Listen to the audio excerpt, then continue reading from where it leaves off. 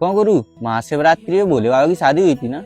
आप विवाह को भौतिक दृष्टि से देखते हैं, किंतु शिवरात्रि का महत्व भौतिक नहीं, ये तो एक आध्यात्मिक समागम है। शिव और पार्वती का मिलन, अर्थात पुरुष और प्रकृति का मिलन, वैराग्य और प्रेम का मिलन, सामर्थ्य और शक्ति का मिलन। ये घटना बाहर नहीं, आपके भीतर घटित होती है। अंदर घटेगी? कैसे? ध्यान से देखिए, शक्ति सदा मनुष्य के भीतर विराजमान रही है। इसी शक्ति से वह कर्म करता है, विचार करता है और अपनी भावनाओं को व्यक्त करता है। किंतु शक्ति अधिकांश अनियंत्रित ही रहती है, वह ज्ञान में स्थिर नहीं हो पाती और इसीलिए वह सृजन से अधिक विनाश का कारण बन जाती है और व्यक्ति पुण्य से अधिक पाप में सम्मिलित रहने लगता है। और यही शक्ति क्रोध, ईर्ष्या, प्रतिशोध और दुराचार युक्त कृत्यों में प्रभावित होती रहती है और मनुष्य के पतन का कारण बन जाती है।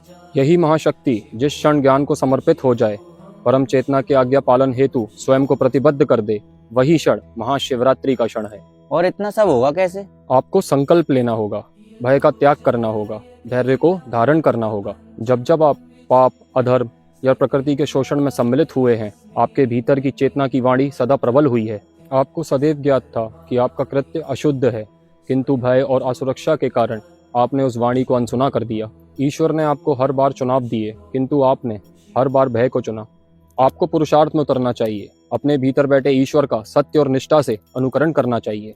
यही संकल्प आपके भीतर बैठे शिव और शक्ति के मिलन का कारण भी बन सकता है। और जो हर साल महाशिवरात्रि मनाते हैं, उसका क्या महत्व है? जब वैराग्य परिपक्व होता है, तब वह परम प्रेम का अधिकारी बन जाता है। जब जीव आसक्ति का पूर्ण त्याग कर देता है, तब प्रेम बंधन नहीं अपितु सृजन का कारण बन जाता है। प्रतिवर्ष मनाए जाने वाले शिव और शक्ति के इस मिलन पर्व का यही महत्व है कि आपको भी एक प्रबल अवसर मिले अपने भीतर झांकने का, अपने भीतर की शक्ति ज्ञान को समर्पित कर महाशिवरात्रि का अनुभव करने का। जय हो गुरु, तुम्हारी जय हो।